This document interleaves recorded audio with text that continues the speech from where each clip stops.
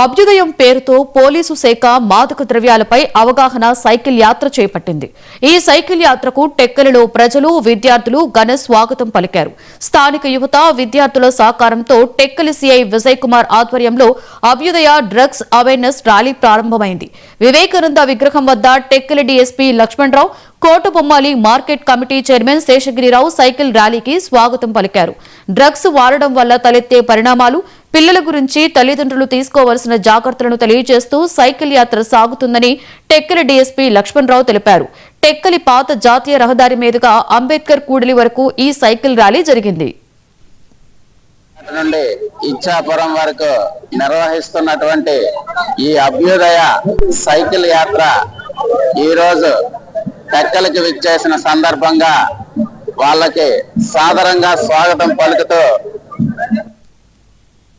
అయితే మనకి ఏర్పడినటువంటి ఈ కూటమి ప్రభుత్వం ఆంధ్రప్రదేశ్ రాష్ట్రాన్ని డ్రగ్స్ రహిత రాష్ట్రంగా ఏర్పాటు చేయాలనే ముఖ్య ఉద్దేశంతో గౌరవ ముఖ్యమంత్రి చంద్రబాబు నాయుడు గారు, ఉప ముఖ్యమంత్రి పవన్ కళ్యాణ్ గారు దృఢ నిశ్చయంతో ఆంధ్రప్రదేశ్ రాష్ట్రాన్ని డ్రగ్స్ రహిత రాష్ట్రంగా చేయాలని ప్రతి గ్రామంలో కూడా ఒక అవేర్నెస్ ప్రోగ్రాం ఏర్పాటు చేసి ఒక మంచి కార్యక్రమాన్ని ఈరోజు ఏర్పాటు చేసినందుకు ప్రత్యేకంగా టెక్కలి నియోజకవర్గ ప్రజానీకం తరపున ధన్యవాదాలు, కృతజ్ఞతలు తెలియజేసుకుంటూ ఇటువంటి మంచి కార్యక్రమాలు మరెన్నో చేయాలని మనస్ఫూర్తిగా కోరుకుంటూ టెక్కల్లో ఈ డ్రగ్స్ రహిత సమాజం, గంజాయి నిర్మూలన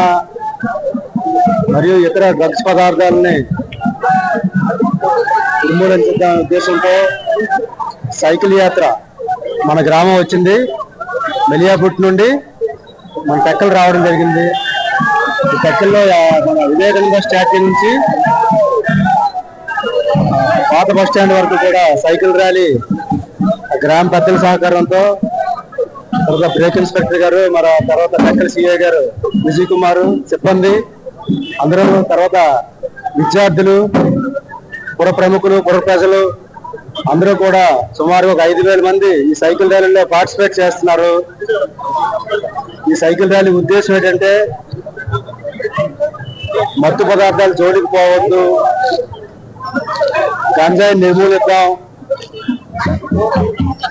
ఈ మత్తు పదార్థాల వల్ల మనకి హెల్త్ పరంగా ఉన్నటువంటి సమస్యలు ఏంటి, పిల్లల తాలూకా